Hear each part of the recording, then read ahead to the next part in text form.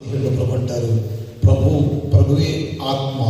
ప్రభు యొక్క ఆత్మ ఎక్కడ ఉండునో అక్కడ ఆ మనుషులకు స్వాతంత్రము కలగజేస్తుంది. నమ్మితే ఆమె ప్రభు ఎక్కడ ఉంటాడో అక్కడ మనకు స్వాతంత్రము కలగజేస్తుంది అనే మాటను నేను మీకు జ్ఞాపకము చేస్తూ ఉన్నాను.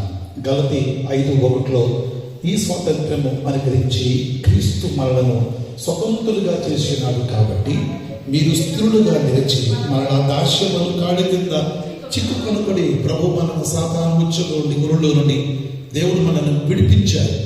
మనను ఆ పాపముల నుండి, ఆ శాపముల నుండి, ఆ శాపగ్రస్తమైన ఆ కాడి కింద నుండి మనకు విడుదల కలగజేశాడు కనుక, విడుదల కలగజేసిన మనకు దేవుడు స్వతంత్రం అని గ్రహించాడు కనుక మనం ఎప్పుడు కూడా తిరిగి ఆ దాస్యం కిందకు మనము పోకుండా మనము కాపాడుకోవాలి అనే విషయాన్ని జ్ఞాపకం చేస్తున్నాను. ఆఖరి మాటగా గలతీ 5:13 ప్రభు అంటారు, సోదరులారా మీరు స్వతంత్రుడుగా ఉండటకు పిలువబడితే, మనకి స్వతంత్రుడుగా ఉండటానికి పిలువబడ్డారు. అయితే ఒక మాట, ఆ స్వాతంత్ర్యము శరీర క్రియలకు ఏదో చేసి కనుక ప్రేమ కలిగిన వారి ఒకరినొకడు దాసులైనడి. మనం అందరం గొప్పవాళ్ళమే, ఇందులో ఎవరు తక్కువవాళ్ళు కాదు అనే విషయాన్ని కూడా మనము జ్ఞాపకం చేసుకోవలసిన వారిపై వీరునామ సత్యాన్ని జ్ఞాపకం చేస్తూ 79వ స్వతంత్ర దినోత్సవ శుభాకాంక్షలు ఈ మస్కట్ దేశంలో అందరికీ నేను తెలియజేస్తూ అది కొద్ది మాటలు దేవుని వాక్యాన్ని మనము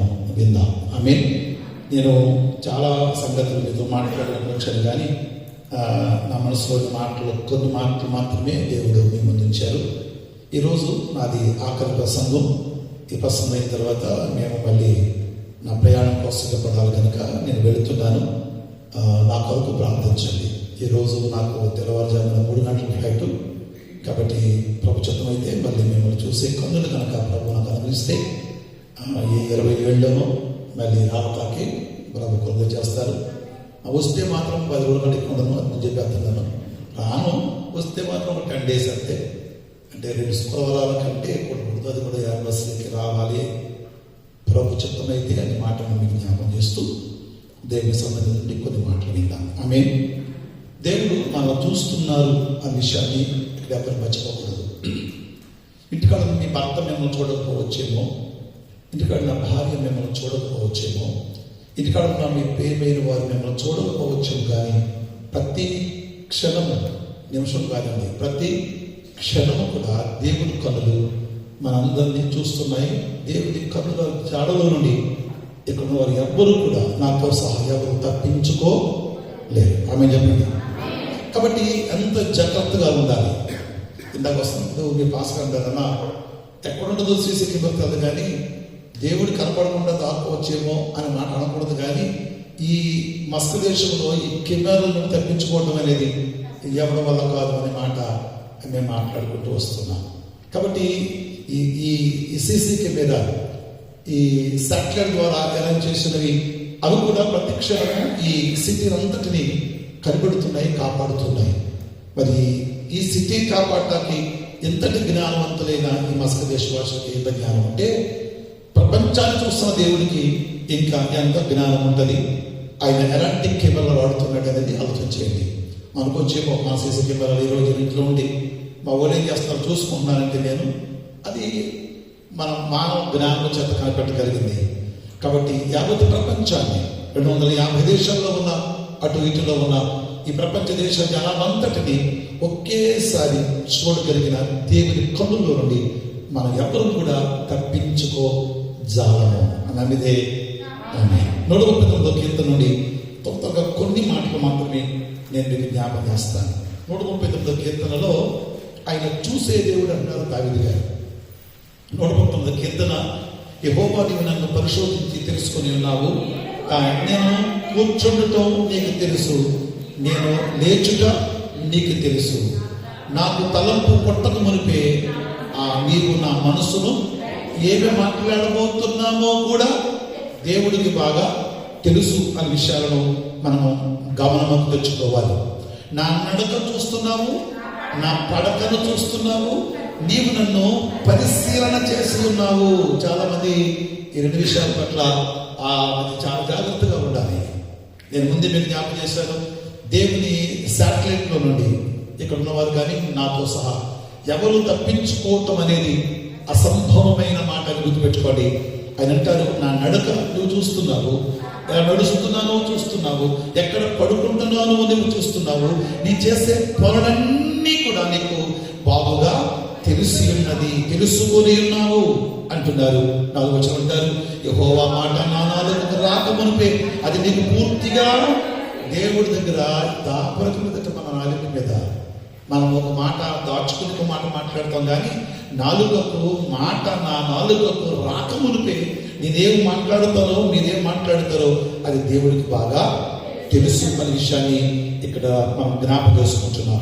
నీ వచ్చి ఉంటారు, నీ ఆత్మ నుండి ఎక్కడ పోతాను, నీ సంఘ నుండి నేను ఎక్కడికి పారిపోతాను, నేను ఆకాశం ఎక్కినా అక్కడ నీ ఉన్నావు, పాపములు పండుకున్నా అక్కడ నీ ఉన్నావు, ఏకవరెక్కలు కట్టుకుని సముద్రంతో నివసించినను అక్కడ నీ చేయనను విడిపించి నీ చేయనను నడిపించును, నీ కుడి చేయనను పట్టుకొనను అనే మాట జ్ఞానం చేస్తాను. పదవచ్చుకుంటారు, నా అంతరంధ్యములను నీవు కలగజేసి ఉన్నావు, నా తల్లి గర్భమందు నన్ను నిర్మించిన వాడువు నీవే, నీవు నన్ను కలుగజేసి విధము చూడగా భయమును ఆశ్చర్యం నాకు కలుగుచున్నది పుట్టుచున్నది, ఇందును బట్టి నేను నీకు కృతజ్ఞతాస్తుతులు చెల్లించుచున్నాను, నీ కార్యములు ఆశ్చర్యములు అవి ఆ సంగతి నాకు బాగుగా తెలుసుకున్నది. దేవునికి స్తోత్రం. 14-15 వచ్చమంటారు, నేను రహస్యమందు పుట్టినవాడను, భూమి యొక్క అగాధ స్థలములలో విచిత్రముగా నిర్మించబడిన వాడను, నాకు కలిగిన ఎముకలు నీకు మరుగై ఉండలేదు అంటున్నాడు. 16 వచ్చమంటారు, నేను పిండమై ఉండగా నీ కన్నులు నన్ను చూచాయి. ఇంకా అంటారైనా నీకు కొన్ని దినములలో ఒకటి కాక మునిపే అవి నీ సన్నిధిలో దిగుతాయి. దేవుడికి ఏది చాటు మరుగు లేదంటే, దేవుడికి చాటు మరుగు ఏం లేదు. మీరు ఎక్కడ దాయక్షేమో కానీ దేవుడి దగ్గర ఎవరు దాయదులు అనే విషయాన్ని మనం జ్ఞాపకం చేసుకోవాలి. దేవుడు ఆదికాండ గ్రంథం 6వ అధ్యాయము 5-6 చదువుకున్నప్పుడు, దేవుడు నరుల చెడుతనం భూమి మీద గొప్పదని, వారి హృదయం యొక్క తలంపుల్లోని ఊహ అంతయు ఎల్లప్పుడూ కేవలము చెడ్డదని దేవుడు చూచి యెహోవా చూచి అని మనకు కనబడు. దేవుడు చూచి యెహోవా చూచి తాను భూమి మీద నరులను చేసినందుకు యెహోవా సంతాపం ఉంది, తన హృదయములో నొచ్చుకున్నట్ట. మీ బిడ్డల మాట వినకపోతే నొచ్చుకుంటారు, యజమానుడు మాట అంటే నొచ్చుకుంటారు, పనిచేసి కాడ మీ పై ఆఫీసర్లు కానీ ఇతని మాట అంటే నొచ్చుకుంటారు, గబుల మాట నేసేదేంటి అని మాటలు మీ హృదయం నొచ్చుకొని ఎలా నొచ్చుకుని బాధపడతారు. దేవుడు కూడా తన ప్రజలను చూసి నొచ్చుకున్నట్ట దేవుడికి బాధ కలిగింది అనే విషయాన్ని అక్కడ మనము స్మరణకు తెచ్చుకోవలసి ఉన్నాం. దేవుడి స్తోత్రం. కీర్తన 11:4-5 వచనాలు అంటారు, ఆయన కన్నులారా నరుడను చూచుచున్నాడు, ఆయన కన్నులారా నరుడను చూచుచున్నాడు, తన కనుదృష్టి చేత ఆయన వాటిని పరిశీలించుచున్నాడు. జాగ్రత్త సుమా, దేవుడు మనం పరిశీలిస్తున్న వాడిగా మనము జ్ఞాపకం చేసుకోవాల్సిన వరమై ఈ సత్యాన్ని మనం జ్ఞాపకం చేసుకుంటున్నాం. కీర్తన 33:14 అంటారు, తానున్న నివాస స్థలములో నుండి భూ నివాసులందరి వైపు ఆయన చూచే దేవుడుగా ఉన్నాడు. మన స్థల పరిశీలన, మన ఆలోచన పరిశీలన, మన మాట పరిశీలన, మన స్థితి పరిశీలన అన్ని దేవుడు చూస్తున్నాడు అనే విషయాన్ని మీరు గమనంలోకి తెచ్చుకోవాలని కోరుతూ ఉన్నారు. కీర్తన 17:3 రాత్రి వేళ నన్ను దర్శించి నా హృదయమును పరిశీలించితివి, నన్ను పరిశోధించితివి. 17:3 కీర్తన 17:3 రాత్రి వేళ నీవు నన్ను దర్శించావు, నా హృదయమును పరిశీలించావు, నన్ను పరిశోధించావు, నీకు ఏ దురాలోచనయు కనరాలేదు, నోటి మాట చేత నేను ఎప్పుడన్నా ఇలాంటి ప్రార్థన చేయగలిగామా? ఇలాంటి ఆలోచన మీ హృదయంలో ఉందా? దేవుడు మాట్లాడుతున్నారు, రాత్రి వేళ ప్రభు నేను దర్శిస్తే, పడక మంచం మీద నేను పరిశీలిస్తే, నీ ఆలోచన కనుక దేవుడు పరిశీలన చేస్తే, నీ నోటి మాటలు కనుక పరిశీలన చేస్తే మన జీవితం ఏమవుతుందో ఇక్కడ భక్తుడు అన్నాడు, నేను అతిక్రమింపను, నోటి మాటలను అతిక్రమింపను అనే మాటలు కూడా ఆయన ఇక్కడ మాట్లాడుతున్నారు అనే విషయాన్ని మీరు గమనం తెచ్చుకోవాలి కోరుతున్నారు. కీర్తన 131:1 ప్రభంటారు, యెహోవా నా హృదయము అహంకారం గలది కాదు, నా కన్నులు నీతికి చూచనివి కావు, అందరి వాటేందైనను గొప్ప వాటేందైనను నేను అభ్యాసము చేసుకోలేదు. నా కొండలను నేను నా స్వాధీనములో ఉంచుకున్నాను అంటున్నాడు ఆయన. నా స్వాధీనములో నా కళ్ళు ఉన్నాయి, నా స్వాధీనములో నా ఆలోచనలు ఉన్నాయి, నా స్వాధీనములో నా నా ఊహ అంతా ఉంది. నన్ను మించి నేను ఆలోచించను, నాకు తగిన వాటి యందు ఆలోచన కలిగి ఉండను అనే విషయంలో కూడా ఇక్కడ భక్తుడు మాట్లాడుచున్నాడు. దేవునికి స్తోత్రం కలుగును గాక. కీర్తన 15:3 అంటాడు, యెహోవా కన్నులు ప్రతి స్థలం మీద ఉండును, చెడ్డవారిని మంచి వారిని అవి చూస్తున్నాయి. సామెతల గ్రంథం 15:3 యెహోవా కన్నులు ప్రతి స్థలం మీద ఉన్నాయి, చెడ్డవారిని మంచి వారిని అవి చూచుచున్నాయి అనే మాటను ఇక్కడ సొలొమోను గారు మాట్లాడుతున్నారు. దేవుడు మనం చూస్తూ ఉన్నాడు, దేవుడు మనను చూస్తూ ఉన్నాడు అనే విషయాన్ని మనం జ్ఞాపకం చేసుకోవాలని కోరుతూ ఉన్నాం. దేవునికి స్తోత్రం. హల్లెలూయా. ఆదికాండ గ్రంథం 21లో చిన్న స్టోరీ ఉంది, మీకు తెలుసు. అబ్రహాము శారాలు హాగరు మధ్య జరిగింది, ఇష్మాయేలు మధ్యన జరిగిన చిన్న సందర్భాన్ని నేను నిన్న ముందు పెడుతున్నాను. శారమ్మ గారికి పిల్లలైనప్పుడు శారమ్మ గారి ఫోర్స్ చేసి హాగరును అబ్రహాము కౌగిట్లో వచ్చింది. అంతవరకు సబ్జెక్టు బాగానే జరిగింది. అయితే ఎప్పుడైతే హాగరు గర్భవతి అయ్యిందో ఇక తన దృష్టిలోకి చాలా చాలా చాలా చాలా వ్యతిరేకమైన మాటలు ఆమెకు ఎదురుపడ్డాయి. చాలా క్రూరంగా ప్రవర్తించింది. తన బిడ్డల విషయంలో చాలా అసూయగా ప్రవర్తించింది. తన పిల్లల పక్షంగా అసూయ ప్రవర్తించింది. ఏమిటండి, తన తన తన సవితి పిల్లల పక్షంగా చాలా దుర్మార్గంగా ప్రవర్తించింది. కనుకనే హాగరు తన ఇంట నుండి గంటబడింది అనే విషయాలను నేను జ్ఞాపం చేస్తున్నాను. ఇష్మాయేలు గంటబడ్డాడు అంటే అది హాగరు గంటబడిందంటే వారి నోళ్లు బాగోక గంటబడ్డారనే విషయాన్ని గుర్తుపెట్టుకోవాలి మనం. కాబట్టి ఎప్పుడైతే చాలా మరి మరి పని వ్యక్తి అయిన హాగరు గర్భవతయిందో ఆమె దృష్టి కంట చాలా అది చాలా చాలా కఠినమైన మాట, నీచమైనదిగా కనబడింది అనే మాట శారమ్మ గారికి గుచ్చుకుందంట మాట. శారమ్మ గారు గుచ్చుకొని వెంటనే మరి అబ్రహాముతో మాట్లాడింది. అబ్రహాం అంటాడు, నీ చేతిలో ఉంది, నువ్వు చేయమంటాడు. వెంటనే బయటికి వెళ్ళేసింది. బయటికి వెళ్ళగల కారణం అంటే హాగరు నోరు బాగాలేదు, గుర్తుపెట్టుకోవాలి. ఇష్మాయేలు కనపడాడంటే కారణం ఇష్మాయేలు మరి ఇస్సాకు పోరాడించడం మరి ఇది చేసినప్పుడు ఇష్మాయేలు ఇస్సాకును చూసి పరిహాసించగా ఉన్నట్టు చాలా అవమానకరంగా మాట్లాడిన ఆ మాటను బట్టి ఇష్మాయేలును తన తల్లిని ఇంట్లోంచి గెంటేశాడు. వారిద్దరూ భేషవాలన్యంలో ఏడుస్తున్నారు. కారణం ఏమిటంటే వాళ్ళు నోళ్ళు బాగాలేదు, పెట్టుకోండి. శ్రమ ఎందుకు వస్తుంది? నోరు బాగాకే శ్రమ, ఆలోచన బాగాకే శరీర కృంగిపాటు, ఆలోచన కృంగిపాటు ఎందుకు వస్తాయి తెలుసా మీకు? ఇవి బాగలేనప్పుడు. దేవుడికి స్తోత్రం కలుగును గాక. హల్లెలూయా. అలాంటి సందర్భంలో ఆదికాండ గ్రంథం 21:16 ఆ హాగరు అంటుంది, ఆ పిల్లవాడిని చూసి నేను వాడి చావును చూడలేని అనుకొని వింటి దేటమూర వెళ్ళి ఎదురుగా కూర్చొని ఆమెకు ఎదురుగా కూర్చుని ఎలుగెత్తి ఏడ్చుచు ఉందట. ఎలుగెత్తి ఏడ్చుచు ఉంది. ఎలుగెత్తి ఏడ్చున్న ఏడుపును దేవుడు చూశాడు. దేవుడికి స్తోత్రం కలుగును గాక. హాగరు ఎందుకు ఏడుస్తున్నావు? హాగరు ఎందుకు వచ్చావు? ఎందుకు ఏడుస్తున్నావు అన్నమాట హాగరు నొప్పి కలిగించినప్పటికీ దేవుడు మాట్లాడారు. ఎందుకు వచ్చావు? ఎందుకు ఏడుస్తున్నావు? ఎక్కడికి వచ్చావు? ఎక్కడికి వెళుతున్నావు అనే మాటలు అక్కడ హాగరుతో మాట్లాడినప్పుడు ఇలాగ గంటపడ్డానని మాట చెప్పింది. అక్కడ దేవుడు సముదాయించి ఇంటికి వెళ్ళిపోమన్నాడు. ఇక్కడ దేవుడికి స్తోత్రం కలుగును గాక. అక్కడ హాగరు పెట్టింది, నీవు చూచుచున్నా దేవుడు మనది. దేవుడికి స్తోత్రం కలుగును గాక. దేవుడు చూచుచున్న దేవుడు.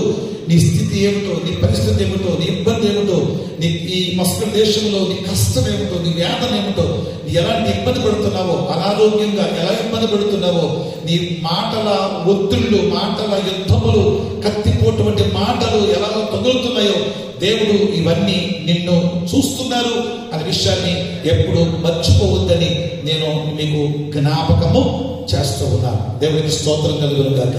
హల్లెలూయా. కాబట్టి హాగరు తన నోరు బాగలేదు, ఇష్మాయేలుకి నోరు బాగలేదు. కాబట్టి వారు గంటపడ్డారు. గంటపడినా సరే దేవుడు వాళ్ళని విడిచిపెట్టకుండా దేవుడు వాళ్ళని ఆదరించారు అని చెప్పడానికి సందేహము లేదు అనే విషయాన్ని నేను మీకు జ్ఞాపకం చేస్తున్నాను. దేవుడికి మహిమ కలుగును గాక. కాబట్టి దేవుడు చూస్తున్నాడు సుమా. ఏ పరిస్థితుల్లో ఉన్నా, ఏ పరిస్థితుల్లో నీవు దిగజరిపోతున్నా, ఏ పరిస్థితుల్లో చాలిపోతున్నా, కృంగిపోతున్నా, దేవుడు నిన్ను చూస్తున్నాడు అనే విషయాన్ని మీ మర్చిపోవద్దని మీ మనసునకు ఈ విషయము జ్ఞాపకం చేసుకోవాలని నేను కోరుతున్నాను. దేవునికి స్తోత్రం కలుగును గాక. ఆదికాండ గ్రంథం 22 చదువుకుంటే అక్కడ మనకు అబ్రహాము ఇస్సాకు స్టోరీ కనబడుతుంది. దేవుడు అంటారు అబ్రహాముతో, అబ్రహామా నీ ఒక్కదానికి కుమారుని తీసుకొచ్చి నాకు బలిమంటారు.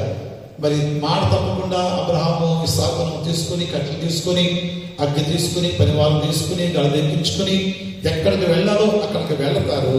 అక్కడ వెళ్ళిన తర్వాత అక్కడ అబ్రహాము గారు మరి దేవుడికి పేరు పెట్టాడు, నీవు చూచుచున్న దేవుడు అన్నాడు. ఆయన కూడా అక్కడ దేవుడికి స్తోత్రం. అబ్రహాము ఇస్సాకు బలిచ్చినప్పుడు అబ్రహాము తన కుమారుడు ఇస్సాకునకు చేతులు, కాళ్ళు, కళ్ళగంతలు కట్టి కత్తి ఎత్తే వరకు కూడా దేవుడు చూస్తూనే ఉన్నాడట. ఏం చేస్తాడా అబ్రహాము? మాట తప్పుతాడేమో అబ్రహాము, మాట జాగ్రత్తనేమో అబ్రహాం అనుకొని వెంటనే కనిపెడుతున్నాడు. ఎప్పుడైతే ఆ కత్తి తీసుకుని ఒక ఏటుకు ఇస్సాకు బలివనాకి కత్తెత్తాడో అప్పుడు దేవుడు అబ్రహాముతో మాట్లాడు, అబ్రహామా ఆగు, అబ్రహామా ఆగు, ఆ చిన్నవాడిని ముట్టొద్దు, చేయవేయద్దు, వాడిని నేను కోరుకున్నాను, దీవిస్తున్నాను, ఆశ్రయిస్తున్నాను అని మాట అక్కడ మాట్లాడతారు. దేవునికి స్తోత్రం కలుగును గాక. హల్లెలూయా. అక్కడ ఒక మాట ఉంటుంది 22వ అధ్యాయంలో, దేవునికి మృక్కి మరలా మీ వద్దకు వచ్చేదమని ఒక మాట చెప్పారు. అబ్రహాం అన్నారు, దేవుడే దహన బలికి గొర్రె పిల్లలను చూచుకోవడం అని అక్కడ మాట్లాడారు. మూడో మాట, దేవునికి భయపడుచున్నవాడు అని ఇందువల్ల నాకు కనబడుచున్నది అని మాట వాడారు. నాలుగో మాట, అబ్రహాము ఆ చోటుకి యెహోవా ఈరే అను పేరు పెట్టినట్లుగా 4 మాటలను నేను జ్ఞాపం చేస్తూ ఉన్నాను. మొదటి మాట, మేము దేవునికి మృక్కి మరలా వస్తాము అనే గొప్ప విశ్వాసముతో వారు బయలుదేరారు అనే మాట జ్ఞాపం చేసుకుందాం. అబ్రహాముతో ప్రభు అన్నాడు, ఆ ఇస్సాకుతో అబ్రహాం అంటున్నారు, దేవుడే దహన బలికి గొర్రె పిల్లను చూసుకుంటారు అనే గొప్ప విశ్వాసం కలిగిన వాడే ముందుకు వెళ్తున్నట్టుగా మనకు కనబడుతున్నాడు. మరి దేవుడు అబ్రహాము కొరకు ఇస్తున్న స్టేట్మెంట్ ఏంటంటే, నీవు దేవునికి భయపడుచున్నవాడు అని ఇందువలన నాకు కనబడుతున్నది అన్నాడు. దేవునికి స్తోత్రం. దేవుడికి మరుగైన చోటు ఏది లేదు అనే విషయాన్ని మరొకసారి మీరు జ్ఞాపకం తెచ్చుకోవాలని కోరుతున్నాను. కాబట్టి దేవుడికి మరుగైనది ఏది లేదు, దేవుడికి సమస్తమును తేటగా కనబడుతున్నది అనే విషయాన్ని మీరు మర్చిపోవద్దని కూడా మీ మనసులకు నేను జ్ఞాపకం చేస్తున్నాను. దేవుడికి స్తోత్రం కలుగును గాక. కాబట్టి దేవుడు చూస్తున్నాడు సుమా, ఏం చేస్తున్నా చూస్తున్నాడు, పడక మీద చూస్తున్నాడు, ఆలోచన చూస్తున్నాడు, తలంపులు చూస్తున్నాడు, ఉద్దేశాలు చూస్తున్నాడు, నీ నడక చూస్తున్నాడు, నీ పడక చూస్తున్నాడు, నీ చర్యలు చూస్తున్నాడు, నువ్వు ఎలా మాట్లాడుతున్నావో, ఎలా ఆలోచిస్తున్నావో ఆలోచన కూడా చూస్తున్నాడు.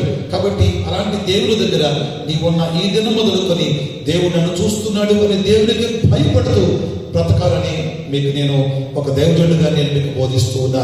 దేవుడికి స్తోత్రం కలుగును గాక. నిర్గమకాండ గ్రంథం 12:40 వెళ్దాం. నిర్గమకాండ గ్రంథం 12:40లో అబ్రహాము గారు అక్కడ ఆదికాండ గ్రంథంలో చేసిన ఒక చిన్న తప్పిదాన్ని బట్టి ఇక్కడ ఇశ్రాయేలు ప్రజలను 430 సంవత్సరాలు దేవుడు వారికి ఒక శిక్ష విధించినట్లుగా విధించినట్లుగా చూస్తూ ఉన్నాం. కాబట్టి ఇశ్రాయేలు 12:40 తరువాత ఇశ్రాయేలీయులను దేవుడు చూచెను. నిర్గమకాండం 12:40 తరువాత ఇశ్రాయేలీయులను దేవుడు చూచెను అనే మాట కనపడుతుంది. 8 సంవత్సరాలు మొదలుపెట్టారు వీళ్ళు, 430 సంవత్సరాలట. మట్టి వాళ్ళు తెచ్చుకోవాలి, వాళ్ళే పిసుకోవాలి, వాళ్ళే ఇటులో చేయాలి, వాళ్ళ కట్టెలు పట్టుకొచ్చి కాల్చాలి, ఆ కాల్చిన గిట్టెలు పట్టుకొచ్చి ఫరో గారికి ఇవ్వాలి. ఇది దాస్యం. రోజు ఒక పూట మాత్రమే అన్నం పెట్టేవాడు ఫరోట, రాజారోహులట, బలవంతులట, శ్రేష్టమైన దేహము కలిగిన వారట. అయినప్పటికీ ఫరో చేతి కింద వారు నలిగిపోతున్నారు అనే మాటను మనం జ్ఞాపకం చేసుకుందాం. 430 సంవత్సరాలు వారు దేవునికి మొర్ర పెట్టగా, దేవునికి 430 సంవత్సరాలు దేవునికి మొర్ర పెట్టగా దేవుడు ఇశ్రాయేలు మొర్రను చూశారు అనే మాటను నేను మీకు జ్ఞాపకం చేస్తున్నాను. దేవునికి స్తోత్రం కలుగును గాక. హల్లెలూయా.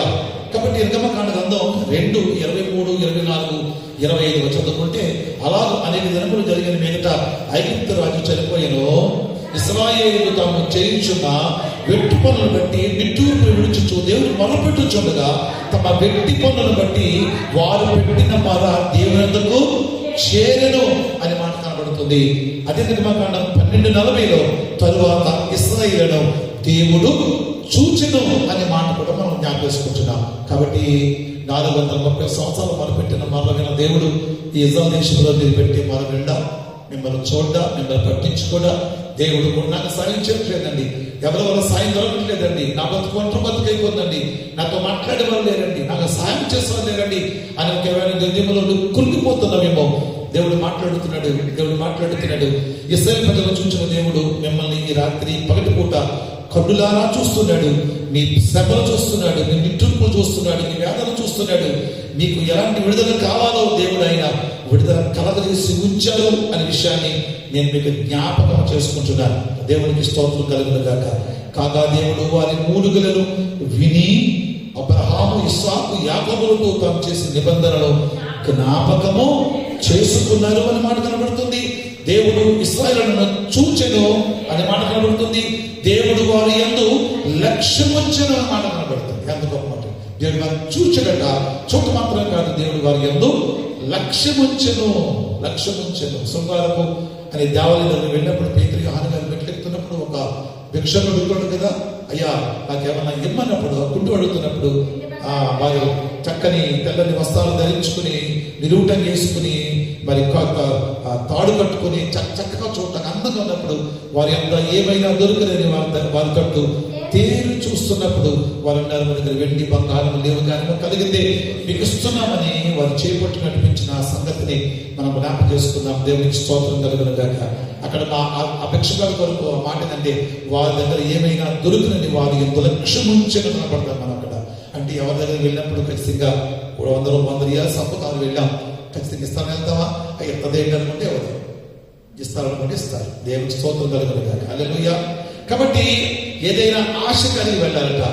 ఆశ కలిగి వెళ్తే ఆశ కలిగిన ప్రాణం దేవుడు తృప్తిపరుస్తాడు అన్న మాట ప్రకారంగా దేవుడు ఇశ్రాయేలు ప్రజల ఆశలు దేవుడు తీర్చారు అనే విషయాన్ని మనం జ్ఞాపకం చేసుకోవాలి. నిర్గమకాండ గ్రంథం 23, 24, 25 దేవుడు ఇశ్రాయేలును చూచెను, దేవుడు ఇశ్రాయేలు లక్ష్యముంచెను అనే మాట, ఈ 2 మాటలను నేను మీకు జ్ఞాపకము చేస్తూ ఉన్నాను. దేవుడికి స్తోత్రం కలుగును గాక. దేవుడు మనం జ్ఞాపకం చేసుకోకపోతే మన స్థితిగతులు మారవండి. ఒకప్పుడు మనకేమీ లేని వారిగా ఉన్నాం. దేవుడు ఈరోజు అన్ని ఉన్నవాడిగా చేశాడు. మంచి ఇల్లు ఇచ్చాడు, మంచి బట్ట ఇచ్చాడు, మంచి బిడ్డలు ఇచ్చాడు, మంచి వెండి బంగారం సంపాదించుకోవడానికి సామర్థ్యం చేశాడు, వాహనాలు కొనుక్కోవాలని సామర్థ్యం చేశాడు, ఏసుని పెట్టుకోవాలని సామర్థ్యం చేశాడు, బంగారం కొనుక సామర్థ్యం చేశాడు, పెళ్లిళ్ళు చేసుకోవాలని సామర్థ్యం చేశాడు. ఇదంతా దేవుని కృపను బట్టి కాదు మనం సంపాదించుకొచ్చాము. ఈ 60 దేశాల్లో వీళ్ళేమో సొమ్ము మనం సంపాదించి బట్టి తర్వాత తెచ్చుకొని వచ్చామా? మరుగైన స్థలంలో ఉన్న తల్లిదండ్రులు దేవుడికి ఇస్తున్న వాగ్దానం దేవుడిని అర్పించుకుంటూ మనం పోషిస్తున్నాడు అనే విషయాన్ని నేను మీకు జ్ఞాపకం చేస్తున్నాను. దేవుడికి స్తోత్రం కలుగును గాక. హల్లెలూయా, హల్లెలూయా. మరొక మాట చదువుకుందాం. న్యాయాధిపతి గ్రంథం 6వ అధ్యాయము 11వ వచనంలో ఒక మాటను నేను మీకు జ్ఞాపకం చేస్తాను. ఈ మాట వినటానికి మీకు ఆశ్చర్యం కలిగించిన చాలా అద్భుతమైన మాట మనకు కనబడుతుంది. న్యాయాధిపతి గ్రంథం 6వ అధ్యాయం 1 నుంచి ఇశ్రాయేలు యెహోవా దృష్టికి దోషులైనందున యెహోవా 7 ఏళ్ళు వారిని మిద్యానీయులకు అప్పగించాడు. దేవుని స్తోత్రం. దేవుని మాట లేకపోతే దేవుడు తీసుకెళ్లి మనను మన శత్రువు చేతికి అప్పగిస్తారని బైబిల్ చెబుతుంది. ఎందుకంత కర్మ మనకి. ఇంకా అంటారు, మిద్యానీయులు చేయి శైలి మీద హెచ్చాయను కనుక వారు మిద్యానీయులట నిలవలేక కొండలలో ఉన్న వాగులను, గుహలను, దుర్గములను తమకు సిద్ధపరచుకుని రహస్యంగా బతుకుతున్న ఇశ్రాయేలు ప్రజలు. ఇక 3వ వచనం, ఇశ్రాయేలు విత్తనములు విత్తిన తరువాత మిద్యానీయులు, అమాలేకీయులు, తూర్పు దండు వారందరూ వచ్చి తమ పశువులను, తమ గుడారములను తీసుకొని మిడతల దండకు విస్తారముగా వారి మీదకి వచ్చి వారిని నాశనం చేస్తూ ఉన్నారు. వారు వారి ఎదుట దిగి గాజా పోంత దూరము భూమి పంటను పాడు చేసి ఒక గొర్రెనే గాని, ఎద్దునే గాని, గాడిదనే గాని, జీవన సాధనమైన మరి ఏది గాని ఇశ్రాయేలుకు ఉండనివ్వలేదు. వారు ఒంటెలు, లెక్కలేని ఒంటెలు వస్తున్నాయి. పంటలు లేవు, గృహాలు లేవు, తాగనాక లేదు, తిన్నాక లేదు, వంటాక లేదు. వారు ఇల్లు వదిలిపెట్టి ఎక్కడమా కొండల్లోనూ, వాగుల్లోనూ, గుహల్లోనూ, దుర్గాలంటే నివాసం ఏర్పాటు చేసుకుని వారు బతుకుతుంటుండగా దేవుడు ఇశ్రాయేలు ప్రజలను ప్రేమించి అక్కడ మనకు ఒక భక్తుడిని మనకు ప్రభువారు జ్ఞాపకం చేస్తున్నాడు. దేవుడికి స్తోత్రం కలుగును గాక. హల్లెలూయా, హల్లెలూయా. ఆ రోజున దేశమును పాడు చేయుటకు వారు దానిలోకి వచ్చి ఇశ్రాయేలీయులు విద్యార్థుల వలన కలిగిన హీన దశ వచ్చినప్పుడు వారికి ఆ యెహోవాకు మొరపెట్టి దేవునికి స్తోత్రం కలుగును గాక. మిద్యానీయుల వలని బాధలను బట్టి ఇశ్రాయేలీయులు యెహోవాకు మొరపెట్టగా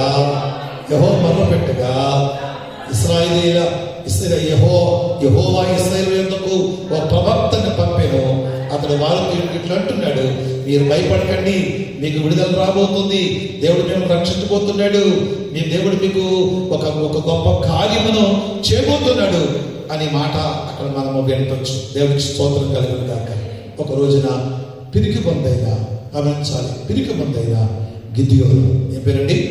గిద్యోను. పిరికి బందైన గిద్యోను కొన్ని గోధుమలను దొల్లగొట్టుకుని పిండి చేసుకొని తిని తన జీవితంలో ముందుకు సాగించాలని దొంగచాటుగా వచ్చి గానుగల చాటున గోధుమలను దొల్లగొట్టుచుండగా దేవుడు అతనికి ప్రత్యక్షమై మాట్లాడుతున్నాడు. దేవునికి స్తోత్రం కలుగును గాక. హల్లెలూయా. ఒక పిరికి వారితో దేవుడు మాట్లాడుతున్నాడు. ఒక పారిపోయే వ్యక్తితో దేవుడు మాట్లాడుతున్నాడు. విద్యార్థులకు ఫిలిస్తీన్లకు భయపడి దాక్కున్న ఒక గిద్యోనుతో దేవుడు మాట్లాడుతున్నాడు. గిద్యోనుకి యుద్ధం చేయడం రాదు, గిద్యోను బలవంతుడు కాదు, గిద్యోనుకి ఏమి చేత కాదు. నేను అంటాను, నా భాషలో అంటాను, ఒక పిరికి బంధ అంటాను నేనైతే. ఒక పిరికి వాడైన గిద్యోను దగ్గరికి దేవుడు వచ్చి మాట్లాడుతున్నాడు. స్తోత్రం కలుగును గాక. నన్ను ఇలా చెప్పలేమండి. ఒకవేళ మీరు ఏమి చేతగానే వారుగా ఉన్నారేమో, మీ వల్ల అది కాదేమో, ఒకవేళ మీరు పినుకోలేకపోతున్నారేమో, ఒక మీకు ధైర్యం శాతం లేదేమో, దేవుడు మీ దగ్గరకు వచ్చి మాట్లాడుతున్నాడు. దేవునికి మేము కలుగును గాక. యెహోవా అతనికి కనబడి పరాక్రమగల పరాజుడా యెహోవా నీకు తోడున్నాడని చెప్పాడు. దేవునికి స్తోత్రం చెప్పండి. హల్లెలూయా. దేవుడు మిమ్మల్ని బలపరచడం కొరకే, బలహీనులను మిమ్మల్ని బలపరచడం కొరకే, కృంగిపోయిన మిమ్మల్ని లేవనెత్తడం కొరకే దేవుడికి దగ్గరకు వచ్చి మాట్లాడుతున్నాడు. బలహీనమైన వారితో దేవుడు మాట్లాడుతున్నాడు. బలహీనమైన వాడితో బలహీనుడా, పిరికి బంధం మాట్లాడట్లేదు. దేవుడు పరాక్రమగల పరాజుడా అనే మాట గిద్యోనుతో దేవుడు మాట్లాడుతున్నాడు. దేవుడికి స్తోత్రం కలుగును గాక. దేవుడు మిమ్మల్ని వాడుకుంటే దేవుడు మిమ్మల్ని కూడా అలా బలమైన సాధనంగా దేవుని చేతులు వాడబడతారు అనే విషయాన్ని నేను మర్చిపోవద్దని నేను మీకు మనవి చేస్తున్నా. దేవుడికి స్తోత్రం కలుగును గాక. హల్లెలూయా, హల్లెలూయా. చెప్పండి హల్లెలూయా. కాబట్టి దేవుడు మాట్లాడితే మాట పిరికి వాడను దేవుడు ధైర్యవంతులుగా చేయగలడు. ఆమె చెప్పండి. చేతకాని వాళ్ళని దేవుడు చేతనైనట్టుగా చేయగలిగిన వాడు. ఏమిటండి? ఏమీ లేని మిమ్మల్ని అన్ని ఉన్నట్టుగా చేయగలిగిన వాడు ఆయన. అందుకని బలహీన గిద్యోను దగ్గరికి దేవుడు వచ్చి మాట్లాడుతున్నాడు. మహాపరాక్రమశాలి అయిన గిద్యోను. ఎంత బాగుంది అక్కడ గిద్యోను తెలుసండి. నేను బలవంతున్నా, నేను బలమైన ఉన్నా, నేను బలహీనుడే, నేను తిరిగి బందనే అన్నప్పుడు ఉన్నాడు. అయిననేమి పక్క చక్కని మాట ఉంది. అయినను ఏమి అక్కడ ఒక మంచి మాట మీకు జ్ఞాపకం చేస్తున్నాను. నువ్వు పిరికోడివే అయితేనే, నువ్వు రోగగ్రస్తుడివే అయితేనే, నువ్వు ఏమి చేతగాని వాడు అయితేనే, నీకేమి రాదు అయితేనే నిలబడు. దేవుని పక్షాన పడితే దేవుని ద్వారా సూర్య కార్యములను చేయగలిగిన దేవుడు చెప్పబట్టి ప్రభుత్వం అయించాడు. హల్లెలూయా. నువ్వు నిలబడితే దేవుని పక్షంగా, నువ్వు నిలబడగలిగితే, ధైర్యం చేస్తే దేవుని పక్షంగా నిలబడగలిగితే ఈ మస్కట్ దేశంలో నిన్ను నా దేవుడు ఉన్నత స్థితిలో ముంచులుగా కనిపిస్తున్నాను. అవే మన ధైర్యం నిలబడాలంటే నాకు ఆమెకండి పాట రాదా నిలబడు, ప్రార్థన రాదా నిలబడు, వాక్య చదువు రాదా నిలబడు, పరిచయం రాదా నిలబడు. నిలబడితే దేవుడు నిన్ను వాడుకుంటాడు. దేవునికి స్తోత్రం కలుగును గాక. ఒక పిరికిపడిన గిద్యోను దేవుడు వాడుకున్న దేవుడు నిన్ను వాడుకోలేడు. ఇల్లు వాకిలు లేకుండా, తిండి లేకుండా, నిరాశ్రయ కొండ గుహల్లో దాక్కున్న గిద్యోను ప్రభు అన్నాడు, నాకు ఏమి తెల్లయ్యా అయితేనే, నాకేమి బలం లేదయ్యా అయితేనే నేను నీకు తోడై ఉన్నాను అన్నాడు. స్తోత్రం కలుగును. గిద్యోను బలపరిచిన దేవుడు ఈ మధ్యాహ్నం యేసుక్రీస్తు ప్రార్థనా మందిరం మేమందరూ దేవుడు బలపరచును గాక. గిద్యోనుకి ఇచ్చిన భయాన్ని దేవుడు మీకు ఇస్తున్నాడు ఈ మధ్యాహ్న కాల సమయంలో. అయితే ఏంటి, నాకు రాదు అయితే ఏంటి, నా నాకు పాడటం రాదు, అయితే ఏంటి? నాకు చెప్పడం రాదు, అయితే ఏంటి? నేను రాలేకపోతున్నాను, అయితే ఏంటి? నిలబడు.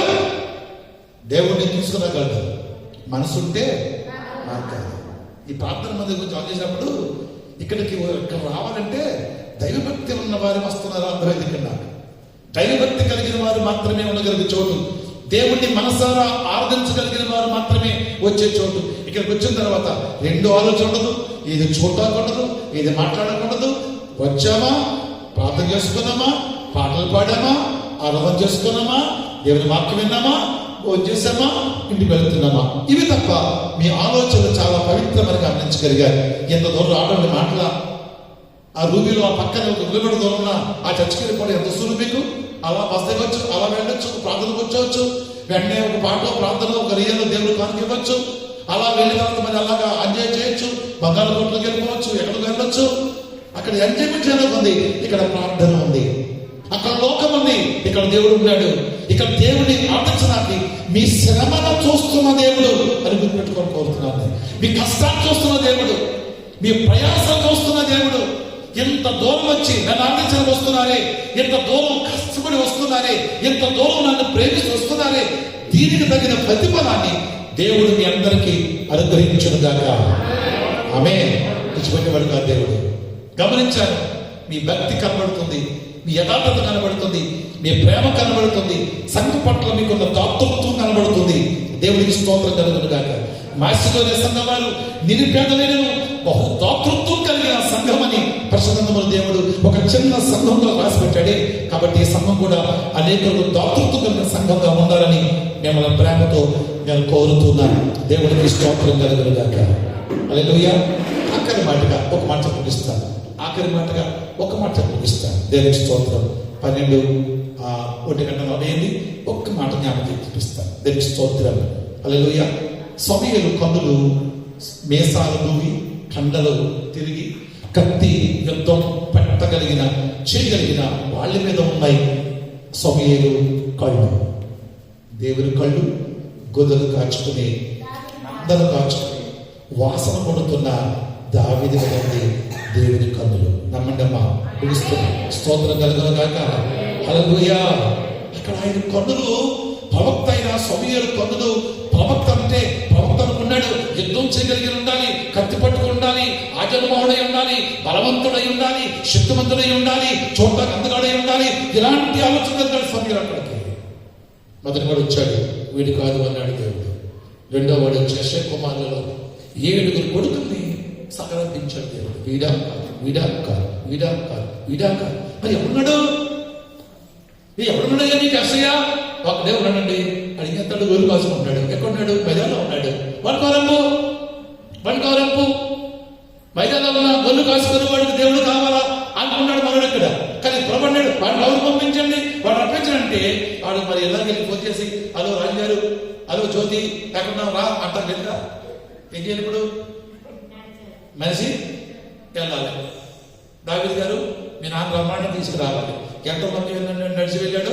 ఈ ఊరికి ఆ ఊరు ఎంత దూరమో, ఆ ప్రభాకర్ గారి ఊరికి ఈ చర్చ ఎంత దూరమో, ఇక్కడ నుంచి ఆ ఊరికి అదే దూరంగా ఎంత లెక్క వచ్చి అందరికి మర్యాదలుగా అలా వచ్చారు.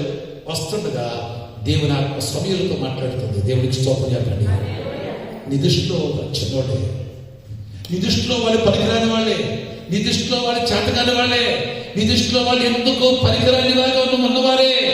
దేవుడు అలాంటి వారిని కోరుకున్నాడు. ఈ మధ్యాహ్న సమయంలో ప్రజలను చూడలేకపోవచ్చు, ప్రజలను గుర్తించలేకపోవచ్చు, ప్రజలకు వెళ్ళలేకపోవచ్చు.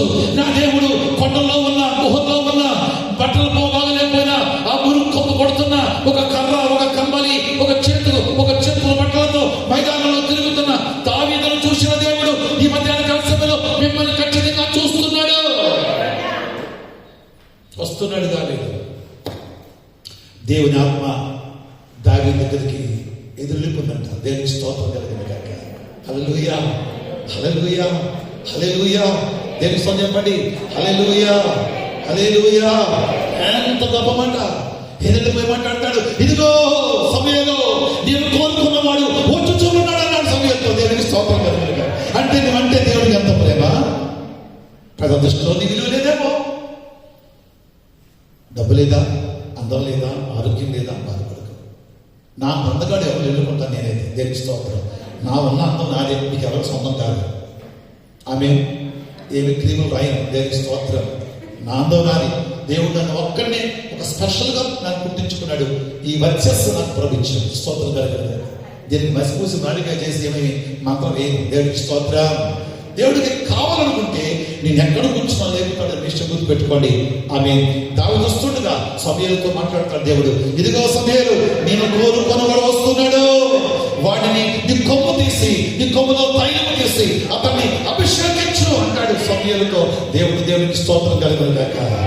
మొదటి సమూయేలు గ్రంథం 16వ అధ్యాయము ఆలోచించుకుంటే, అయితే యెహోవా సమూయేలుతో ఎలా సెలవిచ్చాడు? అతని రూపమును అతని ఎత్తును లక్ష్య పెట్టకము, మనుషులు లక్ష్య పెట్టు వాటిని యెహోవా లక్ష్య పెట్టడు, నేను వాటిని త్రోసేశాను. దేవుడికి నీ బలవద్దు, దేవుడికి నీ అందవద్దు, దేవుని అధికారం వద్దు, దేవుడి కింద కూర్చోవడం కావాలి. స్తోత్రం కలుగును గాక. హల్లెలూయా, హల్లెలూయా. నేను గత 25 సంవత్సరాల బట్టి నుంచి నా సంఘంలో నా పరిశుద్ధుల పాదాలు కడుగుతాను. నేను ఎన్ని సంవత్సరాలండి? 25 సంవత్సరాల బట్టి వచ్చి నా కాళ్ళు ఎవరు పట్టుకోలేమను. నా కాళ్ళు పట్టుకుంటే నాకు ఇష్టం ఉండదు. నా సంఘస్థులు అందరూ వచ్చి తర్వాత ప్రార్థన చేస్తారు. అయ్యారు మాట అంటారు. ఆ మాట ఎందుకు నాకు అర్థం అవుతుంది, నా కాళ్ళు పడుతూ అనుకుంటారు. కాళ్ళు ముట్టుకోలేము. దేవుని స్తోత్రం కలిగిన గాక. హల్లెలూయా. 25 సంవత్సరాల బట్టి వచ్చి నా సంఘ బిడ్డల పాదాలు కడిగి ఈస్టర్ దినాన్ని, ఆ ఈస్టర్ కంటే ముందు రాత్రి, గుడ్ ఫ్రైడేకి ముందు రాత్రి, ఆ రాత్రి వారి పాదాలు కడిగి, అందరు పాదాలు, ఆడ మగ తేడా లేదు, చిన్న పెద్ద తేడా లేదు. బాప్తిసం పొందావా రావాల్సిందే, పాస్టర్లైనా రావాల్సిందే. వారు వస్తారు, బిందెలు నీళ్ళు పట్టి రెడీగా ఉంటారు, పళ్ళాలు పట్టి రెడీగా ఉంటారు, టవలు పట్టి రెడీగా ఉంటారు. నేను కడుగుతుంటాను, నేను తుడుస్తుంటాను. ఆ నీళ్ళు తీసేసినంత మరొక పళ్ళెం పెట్టి ఒక చెప్పుతో నీళ్ళు పట్టుకుని నా కోసం రెడీగా చూస్తుంటారు. దేవునికి స్తోత్రం కలిగిన గాక. అది నా క్యారెక్టర్. నా క్యారెక్టర్ ఏంటండి? ఫ్లోర్ క్యారెక్టర్ ఉన్నది. నేను పాటలు పాడతాను, ప్రార్థన చేస్తాను, వాక్యం చెప్తాను, అర్థం చేస్తాను, నేను ఆర్కెస్ట్రా చేస్తాను, ఏదైనా చేయగలను, పెట్టెత్తుతాను. నాకు సిగ్గుండదేమో, నాకు సావుకుడు కదా అని గొప్ప చెప్పను. నేను అధ్యక్ష చేస్తాను, ప్రత్యేకంగా తీసుకెళ్ళి నా అధ్యక్షత మీకు 3,000 నుంచి 4,000 తీసుకుంటాను. అధ్యక్షత నడిపించడానికి నేను ఆ మాటలు, నేను వెళ్ళి ఒక లీడ్ చేయడానికి మాటలు. దేనికి స్తోత్రం కలిగిన గాక. అయినా చిన్న పిల్లల వలె ఏ దగ్గర కూర్చొని తింటాను, ఏ పెట్టి తినేస్తాను. నాకు గొప్పలు కుదరదు. నాకు ఎడమస పట్టండి, నాకు షూట్ పట్టండి. మన మధ్యన ఆయన ఇజ్రాయేల్ మాస్టర్ గారు వెళ్తుండగా మా బాబాని భోజించాడట. 3వ 5 అంతస్తుల ఫ్లోర్ అయితే ఎక్కమంటే నేను మెట్లు ఎక్కడంటే మెట్లు అయిపోయాడు. రాత్రి 5 గంటకి ఎక్కమంటే నేను మెట్లు ఎక్కడంటే పెద్ద మాస్టర్ గారు అయినా మళ్ళీ ఎక్కమంటే నేను మెట్లు ఎక్కను. మెట్లు కళ్ళు రావాలి, మెట్లు ఎక్కాలి, లేకపోతే నేను ఎయిర్పోర్ట్ తిప్పి ఇలా అయిపోతాడంట. మళ్ళీ ఆరుగా మాట్లాడి 5వ ఫ్లోర్ నుంచి 3వ ఫ్లోర్లు పెట్టి మొత్తం మీద బతిమాలి, గడ్డపడి బతిమాలితే మొత్తం ఎక్కించాడట.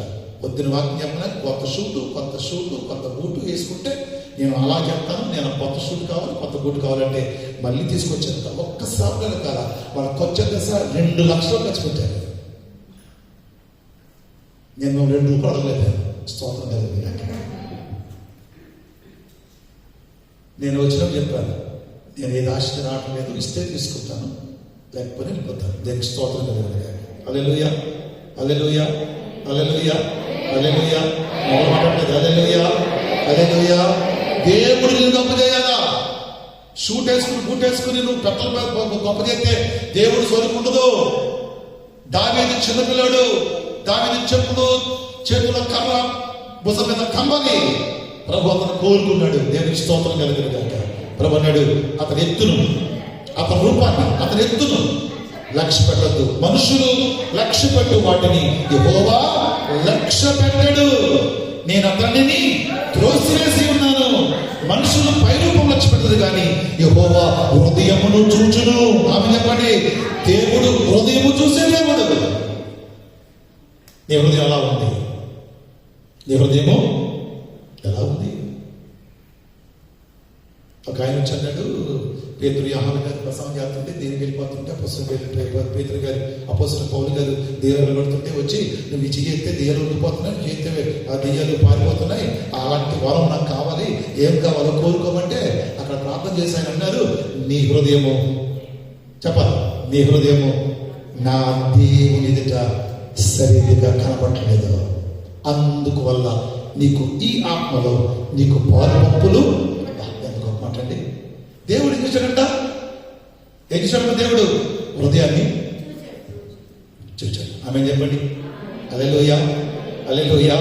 సామెతలు 17:11 పాతాళమును అగాధ కూపమును యెహోవాకు కనబడుచున్నవి, నరుల హృదయములు ఆయన మరి తేటగా కనబడింది కదా. దేవుడు చూస్తున్నాడు, దేవుడు నిన్ను చూస్తున్నాడు, దేవుడిని చూస్తున్నాడు. ఈ మస్క దేశం అంత కాలం కాదు, ఎక్కడున్నా, ఏ దేశంలో ఉన్నా, ఏ ప్రాంతంలో ఉన్నా, నీ కళ్ళు ఏం చేస్తున్నాయో, నీ ఆలోచనలు ఏం చేస్తున్నాయో. అందుకే నేను మళ్ళీ చెప్తాను, నీ కళ్ళు బాగుంటే టోటల్ నీ శరీరం అంతా బాగుపడిపోతే. నీ కళ్ళు బాగోపోతే ఎప్పుడు నీ శరీరం బాగుపడదా? నీ కళ్ళు బాగోవాలి, నీ కళ్ళు పవిత్రంగా ఉండాలి, నీ చూపు పవిత్రంగా ఉండాలి, నీ ఆలోచన పవిత్రంగా ఉండాలి, నీ తలంపు పవిత్రంగా ఉండాలి, నీ ఉద్దేశం పవిత్రంగా ఉండాలి, నీ కళ్ళు పవిత్రంగా ఉండాలి. దేవుడు నీకు తోడే ఉంటాడు. అది చూస్తాడు దేవుడు. రంగు బట్టలు వేసుకుని తెల్ల బట్టలు వేసుకుంటే మాత్రం చేత నేను పరిశుద్ధులైపోను. నాకు తెల్ల బట్టలు ఇష్టం, నాకు ఇది నా ఇష్టం, నా చాయిస్. తెల్ల బట్టలు అప్పుడు నేను గత 10 సంవత్సరాల నుంచి బట్టలు వాడుతున్నాను. ఏం చేయని బట్టలు ఇప్పుడు నేను అన్ని కాస్ట్లీ బట్టలు, సఫారీలు అన్ని. ఒక షూట్ తప్ప నేను వైట్ అంటే కలర్ వేసేదంటే మేనేజ్ చేస్తాను కాబట్టి, గవర్నమెంట్ మ్యారేజ్ కాబట్టి ఒక పెళ్లి మాత్రమే ఒక షూట్ చేస్తాను. అదన్నా ఎలాగెళ్తే ఒప్పుకోవాలనే, అది తప్ప లేకపోతే ఎలాగెళ్ళిపోవడం ఇష్టమే కాబట్టి తప్ప ఎందుకు వెళ్ళను నేను. దేవునికి స్తోత్రం కలిగిన కాక ఆ రోజు ఈ రోజు వరకు వైట్ వైట్ వైట్ వైట్. ఇంకా నేను వైట్ షూ తెచ్చుకోలేదు. White shoe, white socks, white watch పెడతాను, అన్ని వైట్లే. దేవునికి స్తోత్రం కలిగిన కాక అది నా ఇష్టం. అది వైట్ పట్టేసుకుందని చెప్పడానికి ఎవడు? వైట్ పట్టేసుకున్న వాళ్ళందరూ పని కొని చెప్పడానికి మీరెవరు? బయట బట్టలు వేసుకునే వాళ్ళందరూ ఎదరవాళ్ళు చెప్పడానికి మనం ఎవరు? ఎదరవాళ్ళు వేసుకుంటారు మాత్రం పరిశుద్ధులు. పల్లోకి ఎంత బట్టలు ఏమిటా చెప్పండి? పల్లోకంలో మన బట్టలు ఏమన్నాడు? తెల్లని వస్త్రము ధరించిన వారై. ఏ బట్టలు ధరుతాడు మనం? తెల్లని వస్త్రములు ధరించిన వారమై ఉంటుంది బైబిల్లో, గ్రంథంలో మాట. రేపు రాబోయే దినాల్లో మీరందరూ ఏ బట్టలు వేయాలి? అంతే. ఇక్కడ ఒప్పుకోకపోయినా, కలర్ ఇష్టమైన వస్తువులు లేకపోయినా దేవుని సన్నిధిలో ఎలా ఉందంటే అట్లా కట్టుకుంటే కట్టుకోండి, తెల్ల బట్టలు కట్టుకుంటే కట్టుకోండి, అది మీ ఇష్టం. అది ఒకరి ఇష్టం మీద కట్టుకునే బట్ట కాదు. కానీ ఇది మాత్రం దేవుడు పరిశీలిస్తున్నాడు. తలచుకొని చూసుకోండి, తలచుకొని చూసుకోండి. ఒక్క నిమిషం. శారాయి మాటలే విన్నాను, అబ్రహాము. నేను పాడలేదు, నేను ధ్యానం చేస్తున్నాను, మీరు పాడుతున్నారు. శారాయి మాటలే విన్నాను, అబ్రహాము భార్యనే పోయాను. ఈ అరణ్య దారిలో ఒంటరినై,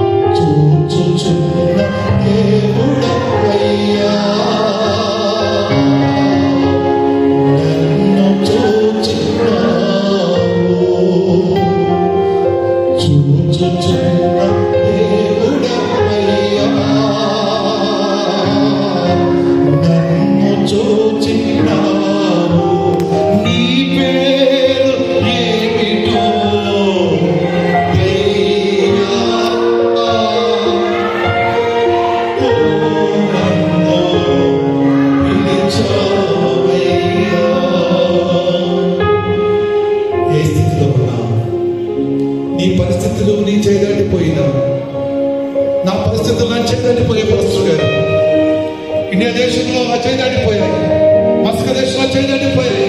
నా వల్ల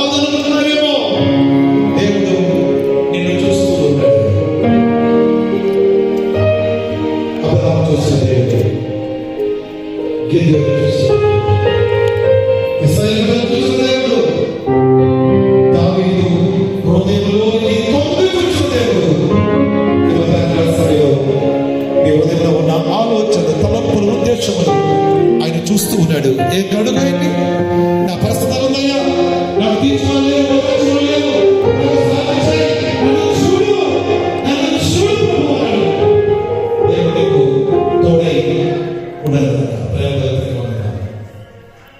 ఈ దేశంలో అడుగుపెట్టి నాకు నిలిచిన గొప్పకి నేనేంటి, నా బతుకేంటి, ఈ దేశం రావడం ఏంటి, వీరితో ఈ పరిశుద్ధుగా మీరు నిన్నుగా ఆరాధించి ఈ పరిశుద్ధుల ఈ ఆత్మలతో నేను కలిసి నిన్ను ఆరాధించుకోవడానికి ఇచ్చిన కృపకి వందనాలు.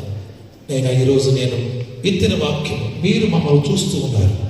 ఏ పరిస్థితిలో ఉన్నా, ఏ స్థితిలో ఉన్నా, ఆ పరిస్థితులు చేపట్టిపోయినా నాకు కారణం